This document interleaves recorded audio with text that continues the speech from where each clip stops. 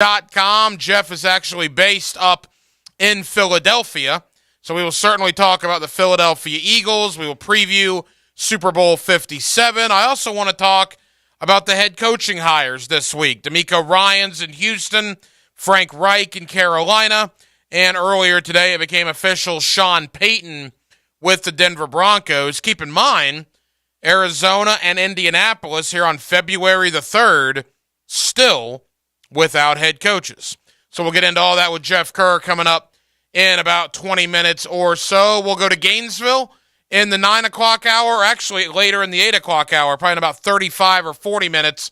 We'll go to Gainesville, Graham Hall, 247sports.com, as we'll look at the Gator football team. Billy Napier held a press conference this week after National Signing Day. Where is Florida at the quarterback situation? Where is the mindset in Gainesville after the Jaden Rashada fiasco as spring football a little over a month away? In the 9 o'clock hour, we'll go out to Los Angeles. Fernando Ramirez of the Sporting Tribune. I want to talk to Fernando, who covers the Chargers, about the hiring of offensive coordinator Kellen Moore, who they brought in after he was let go by Dallas. Justin Herbert had labrum surgery on his shoulder. How is that recovery going? And where are the Chargers after that collapse here against Jacksonville, after the night that Joey Bosa lost his mind here in Jacksonville? What have the last 3 weeks or so been like for the Los Angeles Chargers? We'll do all that with Fernando Ramirez coming up at the bottom of the 9 o'clock hour. And finally, earlier on in the 9 o'clock hour, we'll bring you a Hacker After Dark replay. Michael Giannetti, Spot Track. You want to know the Jaguar outlook for the offseason? You want to know about the salary cap, free agency, how much money can be saved, what players would save the most money against the cap, where does the dead money roll in? Anything you possibly want to know when it comes to the Jaguars offseason, Evan Ingram, Jawan Taylor, Arden Key, all of that we will discuss with Michael Giannetti, the founder, the co-founder of Spot Track. That is what that website does, and they are fantastic at it. And we will do that coming up later on in the show tonight. As always, to kick it off, though, on Hacker After Dark, we give you a big deal of the night. And the birthday boy, 25 years young today. Happy birthday to Dylan Denmark. Let's do the big deal of the night. Time now for the big deal of the night. What's the big deal? What is the big deal? No big deal. It is a big deal. On Hacker After Dark. Not only is it Dylan Denmark's birthday, if that wasn't enough reason for you to celebrate on a Friday night, it is the 1-year anniversary of the hire of Doug Peterson here in Jacksonville. A year's a long time, man. You think about how long a year is. It was a year ago today that Doug Peterson was hired on by Shad Khan as the head coach of the Jacksonville Jaguars. Of course, Trevor Lawrence was already here. I remember their first interaction when Doug Peterson showed up to the stadium and Jaguars.com had the cameras rolling when Trevor walked in, and the handshake with Doug Peterson. It was really the first time the guys had met. And from that point forward, think about everything that has transpired over the last 365 days. Doug Peterson put a fantastic coaching staff together with Press Taylor and Mike McCoy and Jim Bob Cooter, Mike Caldwell, Phil Rauscher, Brinson Buckner, go on down the line. The free agent class that was brought in, the draft class that was brought in, all the losses in October that turned into wins in December. And Doug Peterson has been responsible for all of it. 1 year ago today, Doug Peterson, and Shad Khan for that matter, right? I mean, Shad Khan made that hire amidst unbelievable criticism. You know it. I do too. Unbelievable criticism that A, Trent Baalke was still here, and that B, people wanted Byron Leftwich.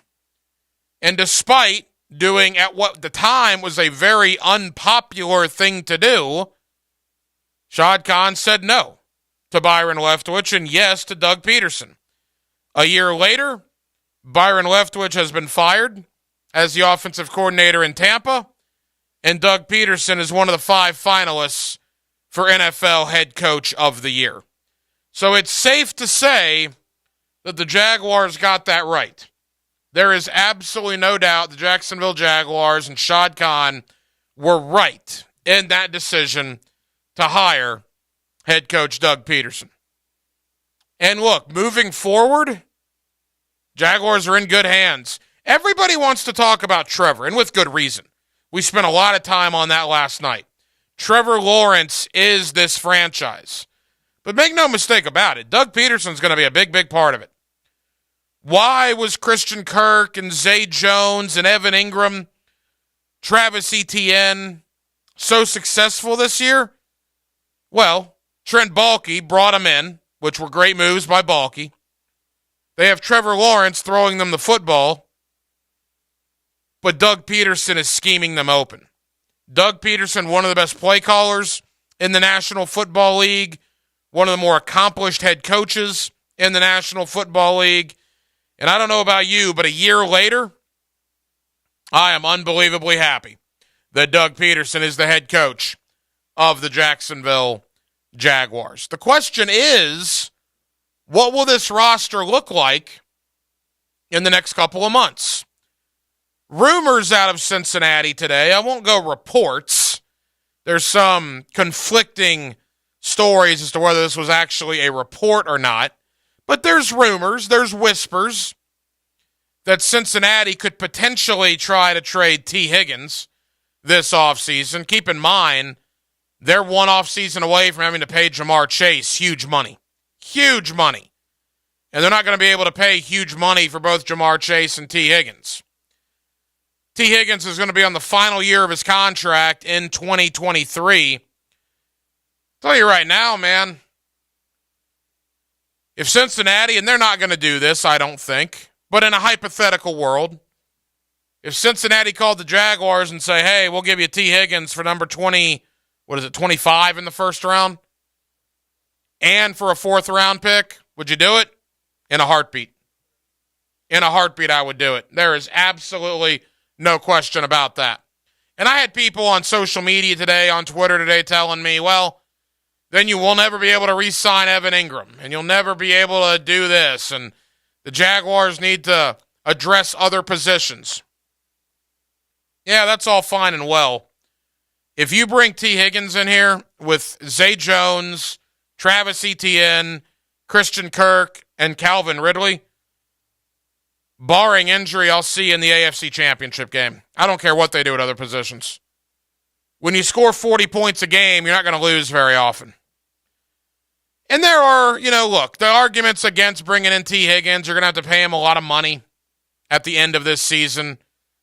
What are you going to do with Calvin Ridley? He's scheduled to become a free agent at the end of 23 as well. But you got to remember one thing. This is a win-now league, and the Jaguars are on a rookie contract with Trevor Lawrence.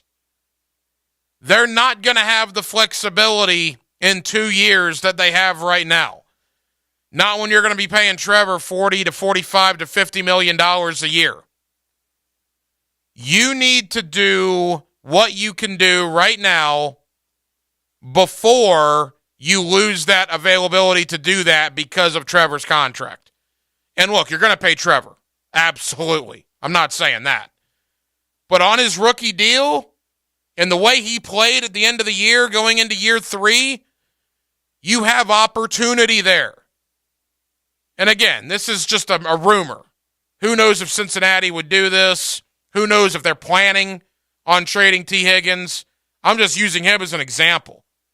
If Team A calls the Jaguars and says, hey, we'll give you this 25, 26-year-old wide receiver who has 3 consecutive 900-yard receiving seasons, 2 straight years of over 1,000, and we want the 25th pick in the draft? Yep. Absolutely. Because whoever you draft at number 25 will not be T. Higgins. And next year is a prime opportunity for the Jaguars to do something like that because Trevor is still on his rookie deal. And when Trevor is no longer on his rookie deal, you lose the availability to do that. Talk to some other teams around the league. Kansas City had to trade Tyreek Hill because of Mahomes' contract. Now they're back in the Super Bowl, but they had to trade one of the best receivers on the planet because there was simply no more money in Kansas City because of Mahomes. The Chargers are about to have the same problem. They're going to pay Justin Herbert. There is legit conversation in Los Angeles that they may show Keenan Allen the door this offseason. You know, we just talked about Cincinnati. T. Higgins could potentially be shown the door because of what Cincinnati is going to have to pay Joe Burrow. It happens. It's part of life when you have a young stud quarterback that you're going to pay buku dollars to. But next year, the Jaguars don't have that because of the rookie deal. And Trevor cannot even get any extension, any more money until after year 3. Something to think about. Again, I don't think Cincinnati's going to trade T. Higgins, but there is a rumor out there that that's a consideration for them because they realize what they're going to have to pay Joe Burrow probably this offseason and what they're going to have to pay Jamar Chase next offseason. 641-1010 is the phone number. If you want to get involved tonight on Hacker After Dark, you are more than welcome to do so on the phone line and on the text line designed by Lifetime Enclosures. Coming up next, Jeff Kerr, CBSSports.com. He lives in the Philadelphia area. He hosts a daily NFC East podcast. Let's talk Philadelphia. Let's talk Kansas City. Let's talk Super Bowl 57. And let's look around the league a little bit. The head coaching hires, the Tom Brady retirement. There was a ton of NFL news that went on this week. A ton. We'll talk about all of it with Jeff Kerr, NFL writer, CBSSports.com, next on Hacker After Dark. I suppose the most obvious question is, what is this? I believe it is our fate to be here. It is our destiny. It is 1010XL. Chris, this needs to go to Parkville by 3. Joy to the holiday packages that keep coming at Jimenez Couriers. It's coming your way, but the drop-off location is changing. She needs delivery drivers with the gift of punctuality. Anyone looking to pick up some overtime? Anyone? Indeed can help her hire great people fast. I need Indeed. Indeed you do. We instantly connect you with quality candidates whose resumes on Indeed match your job description. Visit Indeed.com/credit and get $75 towards your first sponsored job. Terms and conditions apply.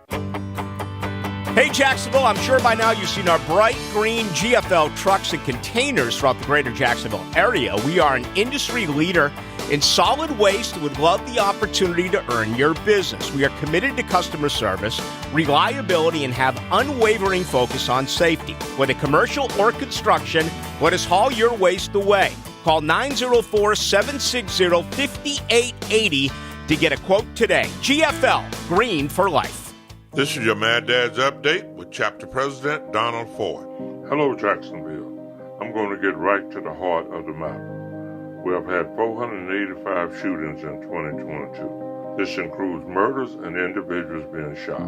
Jacksonville is well on its way to being the murder capital of Florida, per capita population again. The answer to the problem is simple. We as a community have got to come together and encourage one another to break the code of silence. Jacksonville cannot solve the problem, and they were not there when it happened. They desperately need our help. We have got to say enough is enough. I'm not going to take any more. Our family could be the next victim. Hit me on Facebook and tell me what you think. For information about Mad Dad, go to Mad Dad's Jacksonville Chapter Facebook or MadDad'sJacksonville.com.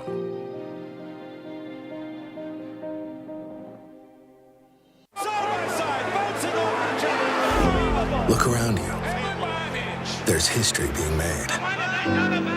Has been. Will be. Just something about those blue skies, high banks and high speed, all coming together in one perfect race. And it'll be here sooner than you think. The Daytona 500 at Daytona International Speedway, February 19th, 2023. Get your tickets now at Daytona500.com. Hunters know patience is part of the game. Just got to keep hunting. Jeff Lageman, Captain Kevin Faber, and Captain Kirk Waltz on the Nimnit Outdoors Show. Presented by Duck Duck Rooter. Saturday morning from 7 to 10 on 1010XL. Jacksonville is a great place to live. And if you love where you live, you should invest in it. That's why more and more people bank with One-to-One Financial, Jacksonville's hometown credit union. We invest every penny back into North Florida, backing the very best small businesses, nonprofits, and of course the family home. Why put your money with some big out-of-state bank when you can invest in where you love to live? One-to-One Financial, we're your hometown credit union. Sign up today at one-to-one-fcu.org. Federally insured by NCUA. You will love your new windows and doors from Renewal by Andersen. For a limited time, buy 4 windows or patio doors and get the 5th free. Plus, no money down, no payments, and no interest for 18 months. This offer expires February 28th and restrictions apply. Renewal by Andersen, the official window and door replacement partner of the Jacksonville Jaguars. A better way to a better window. Visit rbafla.com and call now. License number CGC 1527613. We want people to feel that when they call Harrell & Harrell, they're calling Harrell & Harrell. They're not calling a satellite office or a call center or getting an automated phone system. We are with our clients, fighting for our clients, handling the process ourselves, and not asking others to do that for us. I mean, we feel like we made the right decision to be the size that we are, large enough to take on anyone, but small enough to care and really know our clients. Offices, Jacksonville. To be our best selves, we need to take care of our whole self. That includes your spirit, mind, and your body. At the First Coast YMCA, our members find balance in spirit, mind, and body with unlimited group exercise classes, adult sports leagues, health coaching, and programs designed for chronic disease prevention. And if your resolution is to save money this month, we'll waive the join fee. Discover all the benefits of a Y membership and find your why at fcymca.org. Jacksonville has some junk, and J-Dog is removing it. They're here to do the dirty work. You don't want to remove and dispose of large furniture or appliances yourself? Call J-Dog. Here now proudly serving you, removing junk from your home or business. They can even handle small demolition projects, and they're still donating local items to veterans in need. So let J-Dog do the dirty work for you. J-Dog Junk Removal. Veteran-owned and operated. JDog.com. This 1010XL 92.5 FM hour is powered by Anajar and Levine Accident Attorneys. Call 1-800-747-FREE. That's 1-800-747-3733. Now, hello. Another great guest on the Farah and Farah phone line. Brought to you by the Accident Attorneys at Farah and Farah. Back here on 1010XL and 92.5 FM in the city of Jacksonville. It is a Friday evening, and we are glad you are with us. We are 9 days away from Super Bowl 57 out in Glendale, Arizona, the Philadelphia Eagles and the Kansas City Chiefs. We've also had some interesting head coaching hires in the NFL over the last week. Let's get the very latest with my man Jeff Kerr, CBSSports.com, always kind enough to join us here on 1010XL. Jeff, how we doing, man? Hacker, just get ready for the Super Bowl, my friend. It's crazy to believe this. And, I thought in August they'd be really good. I didn't think they'd be this good and they'd be going to the Super Bowl, though. Look, let's start right there. You cover Philadelphia. You have a daily NFC East podcast that you do. Boy, what the job that Philadelphia has done this year, a relatively easy cakewalk in the playoffs with the Giants and a banged-up 49er team, and now here we are, NFC champions on the way to the Super Bowl. Just put in context, Jeff, what Philadelphia has accomplished this year. Well, I'll tell you what, I think both things can be true too, Ryan, right? You can have an easy cakewalk through the playoffs, and you can be really good. The Eagles are really good. Let's just call a spade here. I mean, what they were able to do in the postseason was incredible. All their all-season signings have panned out. James Bradbury's been an All-Pro. Hassan Reddick should have been a Defensive Player of the Year finalist. You're seeing that this postseason. A.J. Brown's been incredible. Jalen Hurts has taken the next step. And I was talking to Tony Romo the other day about the Eagles and the Chiefs, and Romo said this is an offense where you're not going to figure it out this season. It's going to take teams the entire off season maybe to play them 2 or 3 times to even get a glimpse of figuring them out. And he said, oh, by the way, there was a team that played them 3 times and they couldn't figure them out. So that's how dynamic that offense is. They can beat you in so many different ways. If they're not throwing for 300 yards, they're running for 200. They're such a multifaceted offense. There's such a problem for people. I think people just like to go with the easy schedule thing because that's what they do when you're on top. Like, I'm sure you've heard that with the Jaguars too. Well, the Jaguars played in the AFC South. Well, who cares? Is that the Jaguars' fault the Texans and Colts stunk? No. So you got to you just got to take it with a grain of salt at this point. Jeff, there were concerns, or I guess questions might be a better word, about Jalen Hurts coming into this year. Is he the guy? Well, that has obviously been answered. What happened there? Why did he turn into what he turned into this year? I think a lot of it has to do with Jalen Hurts' preparation. Jalen Hurts knew his two biggest weaknesses last year were throwing to his left and being able to read his own defense. And Jalen Hurts worked on that. I could tell right away from the first Eagles training camp practice this year. I'm like, oh, okay, well, Jalen Hurts knows how to read his own defense because you got Darius Slay and James Bradbury back there, and he's completing passes off them, and getting him AJ Brown. And really, that was the only major move they made on offense. They added AJ Brown. They did get Zach Pascal, but Zach Pascal's a third receiver. Like, they still have Devonta Smith. They still have Dallas Goedert. They still have their running game, the best offensive line in football. But Jalen Hurts, the ability for him to throw to his left, which he's done all year, he's been the best deep ball quarterback in football. Really worked on that. It's any weakness Jalen Hurts had, he worked on. Like, now Jalen Hurts' biggest weakness is against pressure. I guarantee you he will find a way to figure that out next year. It's like watching Patrick Mahomes in a way. I mean, he's not as talented as Patrick Mahomes, but Patrick Mahomes did so much improvising in year 1 and year 2 that you couldn't stop him. Now Patrick Mahomes knows how to read a defense. He knows how to dissect the blitz. He knows how to get rid of the ball quick, doesn't rely on his athleticism as much. And look how good the Chiefs are. I see that as the next step in Jalen Hurts' evolution, if you will. Jeff Kerr covers the NFL for CBSSports.com. He's always kind enough to join us here on 1010XL in Jacksonville. Jeff, Nick Sirianni is going to the Super Bowl as the head coach of Philadelphia. Although a little bit of I guess, controversy. There was a New York Giants player, Julian Love, a safety, that was on the NFL Network this week that basically said Sirianni's getting a, quote, free ride, and Julian Love said that a lot of people could coach this team. They're that good that maybe Sirianni's just along for the ride, and it's the players that are the reason that Philadelphia's here. You cover this team on a daily basis. What was your thoughts on that? So initially when he said it, I was like, okay, whatever. And then he doubled down on social media, which I think was a big mistake. And then I said when I was initially going to tweet out about it, well, what does that say about you, your team, and your coach if you think he's getting a free ride? Because the Eagles beat this team by basically 100 total points this year, and we're the first team ever to beat the Giants 3 times in the season. So, I mean, look, Nick Sirianni is excellent at what he does. He runs – his preparation comes Monday through Saturday, and he lets Shane Steichen and Jonathan Gannon do everything on Sunday while he just kind of – Nick Sirianni is very good at a game plan. We saw that in the NFC Championship game. He dissected exactly what they were going to do. Okay, we are going to make sure we get pressure on Brock Purdy. Got him out of the game. Done. Okay, this 49ers defense is really good. Are we going to try to attack him through the air? Yeah, we can. But also, we got a really good offensive line. We got a really good ground game. Let's bully the bully. They were able to do that. And they've been doing that to a lot of teams this year. And they just beat the crap out of the 49ers, you want to be honest, Ryan. It was more of, okay, we can just run the ball down their throats. They can't stop us. That's what they did against the Giants. They ran for 268 yards in that playoff game. And I just think those comments were so out of line by a guy who was, couldn't cover Devonta Smith to save his life in that divisional playoff game. So I don't know.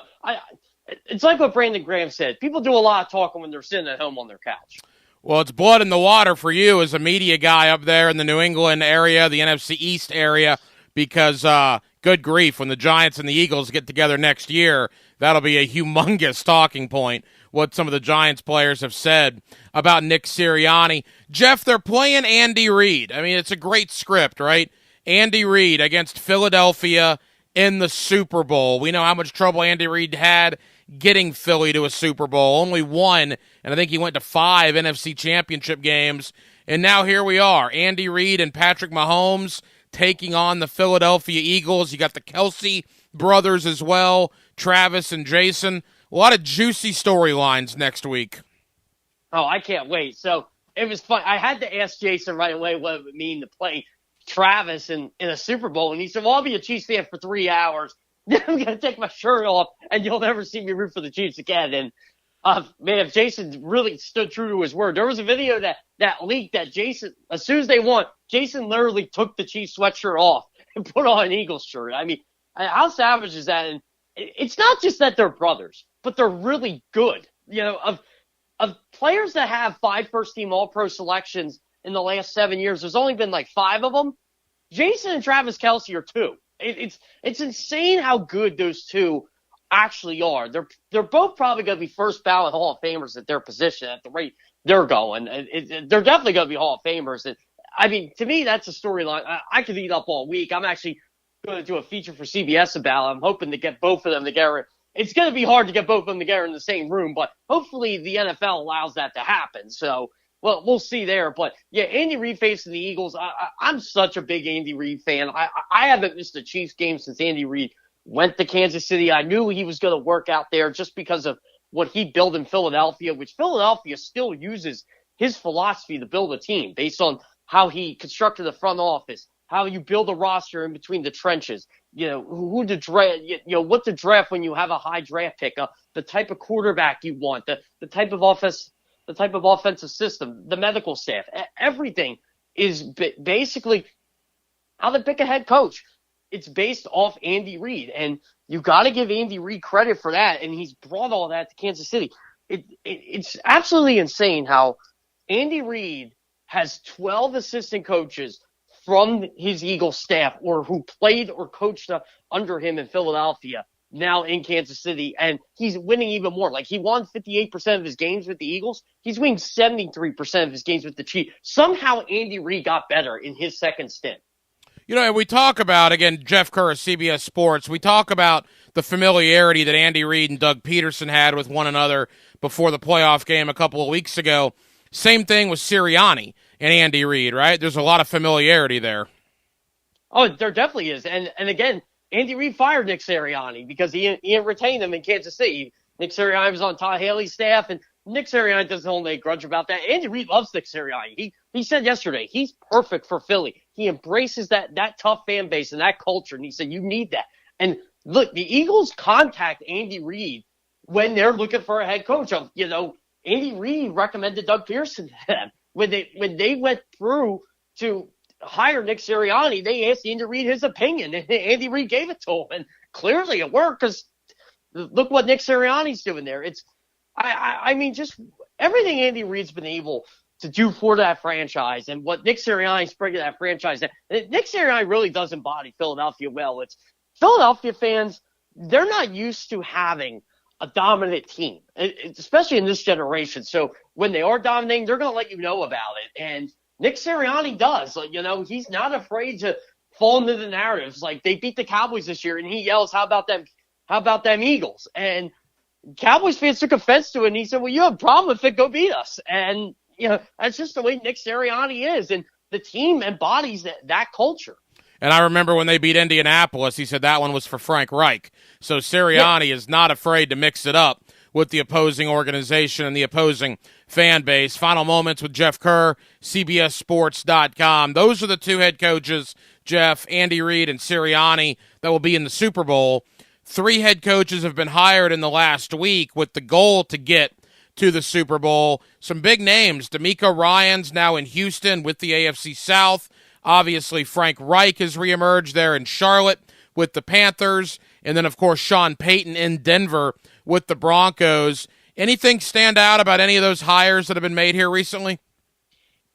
Yeah, I'll tell you what. So the Sean Payton thing, I actually thought the Broncos were, not that they were trying to get him, I just thought they were trying to get a big fish. And they did get it. And you're seeing it now. Like, if they can get Brian Flores to be his defensive coordinator, that's insane because Denver's already had a good defensive coordinator in place. And with that defense, I still don't think Russell Wilson is a bad quarterback. I think that Daniel Hackett was probably one of the worst head coaches we've ever seen. And, and this is like Urban Meyer territory, how bad he was. So I think Sean Payton and Russell Wilson could be a very good thing. And if not, then the problem really is Russ. And I think Sean Payton can fix that. Obviously, Carolina with Frank Reich, I really like that hire. I think that's a really good fit for Carolina. They never hired an offensive head coach before. I just don't know. Who the heck are the Colts going to hire, or the Cardinals are going to hire? I feel like no one wants to coach them. Yeah, it's weird that here we are on, the third day of February, and the Colts and the Cardinals still looking for their head coach. And I got to tell you, Jeff, I've talked to people out in Houston. They're fired up about DeMeco Ryans. Now, it's a rebuild out there, and it'll start when they draft a quarterback here in a couple of months. But if you give DeMeco Ryans enough time, there seems to be some excitement out there in Houston again. Yeah, I'm a guy who I think DeMeco Ryans is going to be a good head coach in this league. And, yeah, I think when J.J. Watt kind of leaked that picture of him and DeMeco, you kind of knew DeMeco was going to take that job. And I think that's the type of job DeMeco was waiting for. And I wonder if Houston said to him with the Lovie Smith thing, hey, you know what? If you're not ready yet, let's just see how next year goes, and we'll come back to you. And, I was getting the vibes that John McGann interviewed with that team 3 times, including last year. And when he said he was coming back, I'm like, that means DeMeco Ryans is probably going there, because DeMeco looked like he was on his way out anyway. But, yeah, I mean, DeMeco Ryans was the heart and soul of that Texans team for nearly a decade. And the Eagles loved him when he was here. And, you just knew that guy was going to be a head coach someday. And, yeah, I agree with you. I mean, it's like when you guys got Doug Pearson last year. How fired up were you? There's reason to believe in Houston again. And like you said, Hacker, it's going to take a while, but I think DeMeco Ryans is the guy to do that. And when you give a guy like that 6 years, that shows your belief in him. Jeff, 2 final questions. Number 1, got to talk about Tom Brady briefly. The GOAT officially retired again. This time it does appear like it is for real. You've covered the NFL for a long time. You've certainly seen a lot of Tom Brady football over the years. Your thoughts when you saw Tom Brady call it a career earlier this week? Hey, you know what? It's a shame I didn't get to celebrate like I did last year, because I actually thought he was done last year, and then he came back. And now this one felt like Michael Jordan's retirement with the Wizards. You're just like, okay, thanks, Tom. You're still the GOAT. You're still the man. But, it feels like it wasn't celebrated as much as it was last year, because he just dropped it out of nowhere. Oh, by the way, yeah, I'm done. And, I'm excited to see what he brings to Fox, his charisma, his personality. But honestly, one of my favorite moments of Tom Brady has nothing to do with the Patriots. It's winning that Super Bowl with the Bucs. And I hated how it came against the Chiefs and Andy Reid, but, man, a part of me smiled when he won that Super Bowl without Bill Belichick, because I tell people I'm not a hot take guy, but I think Bill Belichick might be one of the most overrated head coaches ever. The Patriot way was always the Brady way, and he does not have all those Super Bowl titles without Tom Brady. Yeah, you think about Tom Brady, 35 playoff wins, just absolutely insane. Jeff, we got 90 seconds to go. Leave us with this. I haven't talked to you since the season ended for the Jacksonville Jaguars. Final thoughts from you before free agency gets here on the Jaguar season that was here in 2022. I'll tell you what, that's a hell of a year. I thought Jacksonville was going to win 6-7 games this year, and I thought they'd be on the right track. Now, they won 9. They won the AFC South. They won a playoff game in the craziest way possible.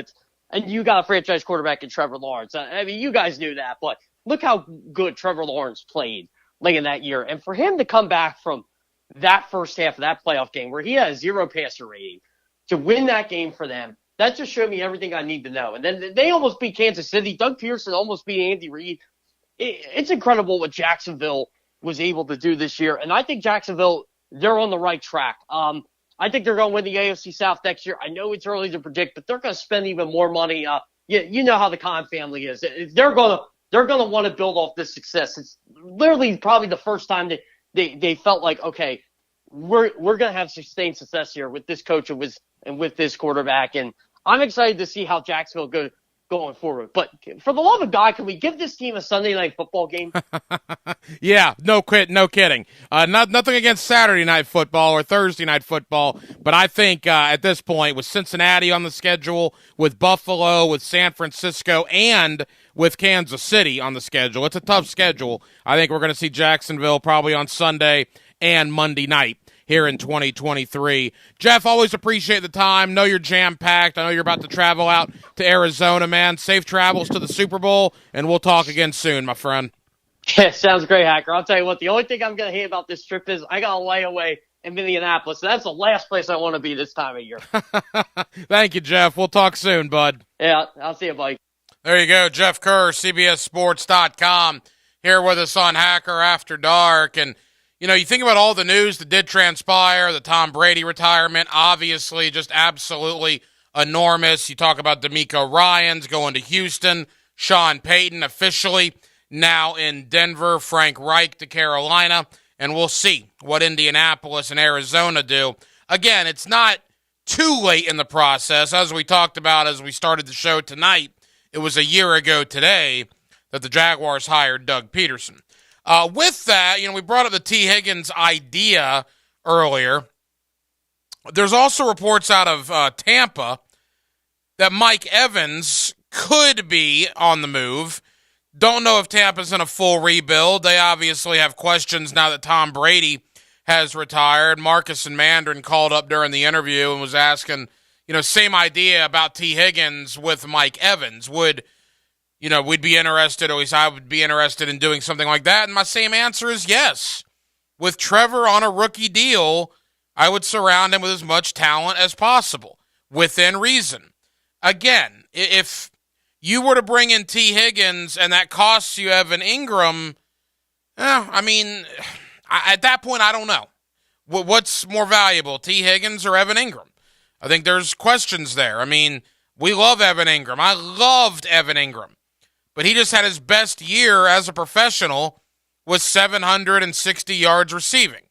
T. Higgins in 3 years has never had fewer than 900 yards receiving. In the last 2 years, he's been a 1,000-yard receiver. So if you can upgrade the roster, knowing you don't have to pay Trevor big money until after next season, that is certainly a route that I would be very, very interested in going down with this Jaguar football team. We'll do more on the Jaguars. We'll do more on the Jaguar offseason coming up in about 30 minutes. Michael Giannetti, the co-founder of Spot Track. If you're a football fan, if you're a sports fan, you know all about that website. They have all the salaries of every player. They have the cap, how the team is against the cap, what needs to happen to get under the cap. I'm going to ask Michael flat out about Jawan Taylor, about Evan Ingram, about Arden Key. What happens with the Jaguars and Roy Robertson-Harris, Shaquille Griffin, Rayshon Jenkins, Jamal Agnew, guys they potentially may have to release to save money. If you're a Jaguar fan, it's a very interesting conversation with a guy that does this for a living. Michael Giannetti, the co-founder of Spot Track, who covers salaries and salary cap issues. He is coming up in about a half an hour. Coming up next, let's go to Gainesville. Billy Napier and the Florida Gators. National Signing Day, the February version in the books. Have they recovered from the Jaden Rashada fiasco? Where do they go in the quarterback room now after the Jaden Rashada fiasco?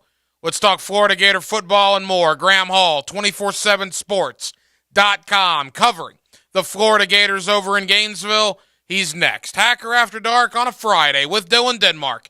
The Hacker Ryan Green with you here on 1010XL and 92.5 FM.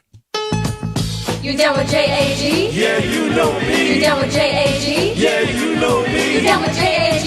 Yeah, you know me. Who's down with JAG? The Bold City. 1010XL, proud flagship station of the Jacksonville Jaguars. Don't miss the Players' Championship March 7th through 12th at TPC Sawgrass. Invite your friends and family to enjoy the ultimate fan experience, complete with bites from your favorite local restaurants and front row access to the PGA Tour's best players. While on site, be sure to visit the expanded PGA Tour fan shop to stock up on this year's championship gear. Secure your spot at the iconic stadium course today. Tickets and parking passes are on sale now at theplayers.com. Baloo here for John's Auto. They've been around since 1985. Jax has trusted John's Auto, whether you need routine maintenance or an engine overhaul. John's Auto, they can do it all. We service all makes and models of cars and trucks. and even work on diesels. I've been visiting them since I returned to Jacksonville in 2006. Check them out today. John's Auto on Arlington Road, 904-743-3857. This is Coach Ellen Darley of Darley's Plumbing with a quick tip about the rules of hockey. Let me explain what icing is. And I don't mean the yummy kind you put on a cake. In hockey, icing occurs when one team just shoots the puck all the way down to the other side of the rink untouched. This is usually a delay tactic and slows the game, resulting in a penalty. If you're being penalized by bothersome plumbing issues, call us at Darley's Plumbing, where quality counts. We're online at darleysplumbing.com. License number CFC 056702. For Super Sunday, get your order in now to Woody's Barbecue and be ready for the game. Call Woody's Barbecue today or online at woodysbarbecue.com. At Woody's Barbecue, it's what we do. Let's eat.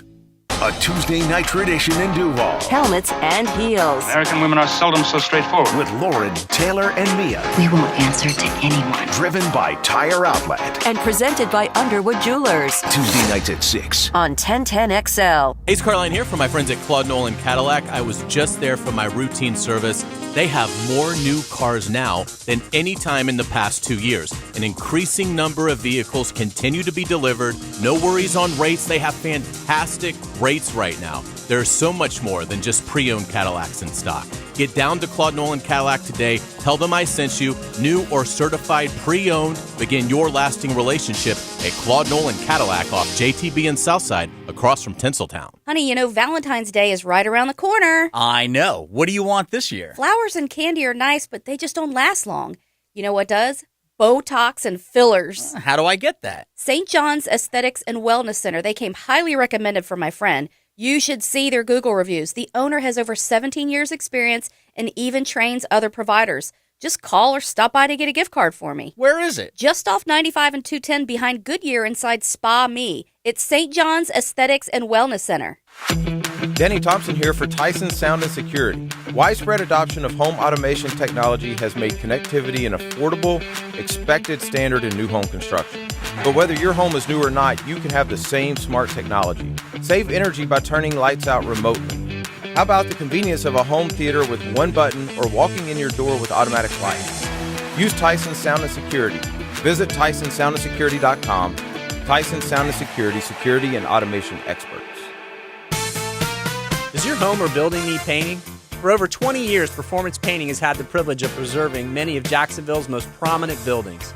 That said, we feel like we're just getting started. I'm Jason Parker, and our team thrives on preparing, protecting, and preserving the homes, businesses, and public buildings that make up our local landscape. Contact us today to put our years of experience to work for you. Performance Painting. Prepare, protect, preserve. Performance Painting. Royal Pest Services, a local company you can trust. Royal Pest is a certified installer of tap insulation, which stands for thermal, acoustic, and pest control. Reduce that electric bill by adding pest protection. It's that easy. Online at royalpestservices.com. Beloved former basketball coach and educator Satch Sullinger knows you got to keep moving to stay healthy. But that's not so easy when your aching joints won't cooperate. We still want to move and we still want to get around and we still want to be active, but we start to deteriorate the moment we quit moving. QC Kinetics regenerative treatments help restore movement in stiff, aching knees, hips, shoulders, and back, using only your natural healing properties to help restore damaged joints. That's a huge positive for Satch. It's working, and what I really like about it is there's nothing foreign put in my body. Everything that was put in my body has been taken from my body. I love it. I love it. Like I said, I want to live until the day I die. Get rid of the pain and start moving again. Call QC Kinetics today for your complimentary consultation. Call QC Kinetics, 904-274-5522. That's 904-274-5522. 904-274-5522. This 1010XL 92.5 FM hour is powered by Anajar and Levine Accident Attorneys. Call 1-800-747-FREE. That's 1-800-747-3733. Now, another interview on the Farah and Farah phone line. Brought to you by the Accident Attorneys at Farah and Farah. Back here on 1010XL and 92.5 FM in the city of Jacksonville. We are glad you are with us. The Florida Gators A lot going on all over the Gator athletic calendar. Obviously, football, getting ready for spring ball in about a month. The basketball team was playing well. They've hit a little bit of a roadblock, and don't look now, but Gator baseball will be firing up very, very soon. For the very latest, let's head to Gainesville. Graham Hall covers the University of Florida for 247sports.com, and he's always kind enough to join us here on 1010XL. Graham, how we doing? Doing well, Ryan. Always something going on in Gainesville. My pleasure to talk about it with you. Football, basketball, baseball, you name it. We cover it here, 24/7 Sports. Yeah, look, there's a lot going on. Let's begin with the football team. The season's been over for 6 weeks since the bowl game. National Signing Day is this week. I don't expect really anything to happen. Most of the hay is in the barn. And they're still trying to recover, I guess, Graham, from Jaden Rashada. You and I haven't talked since that fiasco. Since he was released from his national letter of intent, what can you tell us about the direction the Gators may go there in the quarterback room moving forward? Yeah, as for National Signing Day this upcoming Wednesday, a very quiet one for Florida, really just expected to sign one player, offensive lineman Caden Jones, who committed to the Gators back on January 7th during the All-American Bowl. As for the quarterback position, I think pretty uncharted territory in terms of the Jaden Rashada situation. This is a case of, we've covered recruiting, and time again, you see prospects flip at any point in the process, sometimes right up until signing day. Rarely do you see a player who has signed, has academically qualified at the school. And kind of to segue here, Ryan, showed up in Orlando across the country at the Under Armour All-American game, and he told reporters there that in a couple of days he was going to go up to Gainesville and enroll at the University of Florida. Now, if you're telling me that this kid was, lying to reporters there, I understand that possibility, but in this new era with NIL, I just simply think that there's a distinct possibility that he really didn't know what was happening and that he would be unable to qualify at the University of Florida, or to get into the University of Florida and get there. Ultimately, I think that you had a situation where the kid just didn't know what was happening behind the scenes, and that led to this current situation. It's a tough situation for all involved. I don't think Rashada looks particularly good in this either, but for the University of Florida's standpoint, I mean, this will be used against them, right? Negative recruiting and whatnot. It is not a good look overall. It's definitely not a good look, and I think it adds to the current narrative that got out there back in June. Really go back to when Rashada was deciding initially between Miami and Florida. You saw his representative at the time come out and say that Florida's collective was a mess, and they never wanted to work with them again. And maybe this kind of confirms a lot of that. I don't want to speculate here, but publicly, at least in the narrative, and like what you said, how teams will be able to negatively recruit Florida, it certainly seems to confirm that. We've heard a lot of great things about the Gator Collective and its efforts to, reward current players on the roster with lucrative deals. I don't know. It really isn't supposed to be used for getting recruits to campus, right? So you're assessing its capability with something that it really shouldn't even be used for ultimately. And that makes this difficult to judge when you have parameters that are different than what the NCAA has set in terms of how this should be used right now. We're in a very, very strange era in college football, and it's why this is kind of a landmark situation. And it may be, when we look back on this in a couple of months, maybe why we see legislation continue to change in one direction or another. You could make it so possibly the state laws change in Florida so that these type of deals with high school athletes can happen and high school athletes can benefit from NIL. That currently isn't the case, but I think you could see the law change, just knowing how much the legislation already has changed when it comes to name, image, and likeness, Ryan. Graham Hall, 247sports.com, here with us on 1010XL in Jacksonville. All right, Graham, we know Jaden Rashada is not in the plans moving forward.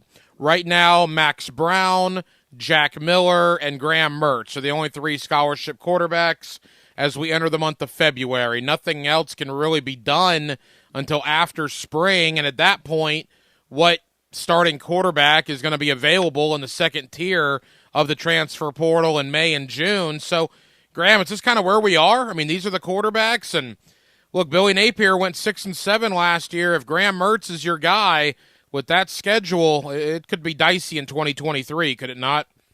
It definitely could. Florida's really running out of scholarship spots to add anyone right now. They've added a couple of guys late in the transfer portal over the last week before that, final deadline to get some guys in for spring camp closed here. But you're going to have a situation, I think, where Florida goes into spring camp with a 2-quarterback battle between Miller and Mertz. Miller was Florida's number 2 quarterback before he got injured in August. Jalen Kitna, no longer on the team, as many people know, ascended to the number 2 spot on the depth chart as a result of Miller's injury. He really only didn't get his full grip of the football back until late November, early December. This is a guy who I think second year in Billy Napier's offense, fully healthy, confident, has a chance to be the starter, which really wasn't the case last year for him. He really was not going to win that job over Anthony Richardson. Now he can win the job. It's going to be very interesting to see if Mertz, who has more experience, maybe not the ideal production that maybe as a passer a lot of people are hoping for, but it's going to be a very interesting quarterback battle despite them not having the numbers at the position they would desire. Max Brown's a very interesting one. That's a guy who's considered to be a project, and I'm unsure of how much development time he actually will get in spring camp. I think he will be there for the entirety, but right now he is a 2-sport athlete at the University of Florida. He is participating during Florida baseball's preseason camp as an outfielder, played baseball at the high school level, and he's doing that right now, along with workouts for the football team. So it's going to be a 2-quarterback battle for Florida. As to adding to the room, if that's going to happen, which I actually do think it will happen, I think they, for insurance reasons, would like to get another quarterback in before fall camp. That, in my opinion, will happen after spring camp when you've seen players elsewhere who maybe don't win the job, or even a graduate transfer guy who finishing academic requirements at their previous institution, goes through spring camp, looks for a new home, can come in and provide some veteran presence before Florida can get DJ Lagway in here next January. I think that's the route that you'll see them go because, as you mentioned, Ryan, there really isn't a lot of desirable quarterbacks out there right now. And rather than necessarily waste a roster spot, I think you'll see Florida wait it out a little bit right now, see if the pool expands, and maybe add to the room there by someone who enters after spring camp. I think for right now, their spot at Signal Caller is set for spring camp as it stands. A couple of more for Graham Hall, 247sports.com, covering the Florida Gators. Graham, final football thought, at least for now. Nothing against Austin Appleby. He's a friend of the station. I've had him on many times. But people that I've talked to kind of compare Graham Mertz, a Wisconsin transfer, to a guy like Appleby, who was, I believe, a Purdue transfer. I mean, is that what we're talking here with Graham Mertz? Is he Austin Appleby 2.0? It's a good comparison. Now it's Coach Appleby, right? Shout out to him for getting into the business. I think that you have a guy who can provide a veteran presence, make some throws, give Austin Appleby some credit. He won some games for Florida. A lot of the shortcomings for that team weren't necessarily his fault. I think ultimately there was some off-the-field stuff, some in-game management stuff as well that led to what really the unraveling, let's call it that, of the Jim McElwain era. I think for Austin Appleby, you had a guy who was productive elsewhere in the Big Ten and then comes over here, can manage the game. It's a good comparison in my mind. I think that if he ends up winning the job, it will be kind of a similar situation to what led to Austin Appleby winning the job. And that's the other guy, the guy who was on the roster, either has too many shortcomings, has too many turnovers, isn't leading the offense efficiently, or ends up losing that job in spring camp. But I do think there's a precedent for players, particularly at the professional level, to not lose their job due to injury. And I'm interested to see how much that plays into Jack Miller's placement in spring camp. Is he going to get a shot to be the starter, as he's the returning guy, started in the bowl game on December 17th, worked his way up to number 2, more familiar with the offense? Are they going to make Graham Mertz come in and win that job? Or is it going to be a similar situation to what happened in August, really, with Ricky Pearsall, where you have a guy who absolutely comes in and gets the number 1 jersey, and even though they haven't participated in the camp? Yeah, it's going to be very interesting to see. Graham Hall does a terrific job covering the Florida Gators for 247sports.com, and he's always kind enough to join us here on 1010XL in Jacksonville. Graham, always appreciate the time. Thank you very much. Let's do it again right about the start of spring football. We'll see where the Gator football program is at that point. Looking forward to it. Thanks for having me. There you go, Graham Hall, 247sports.com. You know, speaking of the Florida Gators, this is just one Twitter handle. Big Game Boomer is a college football podcast. I got like 75,000 followers on Twitter. I mean, it's a reasonable podcast. They throw stuff out there from time to time, and I saw this today, and it was an attention grabber. Again, does it mean anything in the grand scheme of things? No, but I think Gator fans will find it interesting. So this college football podcast, Big Game Boomer, again, decent following, 75,000 on Twitter, did their way too early SEC predictions for 2023. In the West, they had LSU, Alabama, Ole Miss, Arkansas, Auburn, Mississippi State, and Texas A&M. In the East, they had Georgia winning, followed by South Carolina, Tennessee, Kentucky, then Missouri, Vanderbilt, and Florida. Had the Gators finishing dead last in the SEC East. A couple of Gator players quote tweeted this and said, yeah, we'll see about that. Hey, whatever they want to use as motivation. But I will tell you that I think that might be a little outrageous. But come April and May, when Athlon and Lindy's, and come July, when Phil Steele and all of these publications hit the newsstands, Gator fans, you're not going to be happy. I bet you are picked to finish 5th, if not 6th, in the SEC East. We did this on the Gator Bites podcast. I got to go quick here. You look at the Florida schedule. Your gimme games, you have 2 of them, right? Was like McNeese State and Charlotte, I think, are your gimme games. And then you should beat Vanderbilt. You should. It's in Gainesville. I know Vandy beat you last year, but come on. If you can't beat Vandy at home, I don't know what to tell you. So let's assume you win those 3. Your toss-up games are then at South Carolina, home against Missouri, or at Missouri, home against Arkansas. So at South Carolina, at Missouri, home against Arkansas, I think are 50-50 games. The games where you will clearly be an underdog, at Utah, Tennessee, at Kentucky, Georgia, at LSU, Florida State. There's not a question in my mind. Florida's probably a double-digit underdog in most of those 6 games. Is Florida going to go to a bowl game? I don't know, man. You got Graham Mertz as your starting quarterback. That's the reality of the situation right now. We obviously have a lot of time to discuss this, but on paper, doesn't look great right now down in Gainesville. We'll see what happens come spring ball in a little over a month. 1 hour down, 1 hour to go. Here on Hacker After Dark, we're with you till 10 o'clock Jacksonville.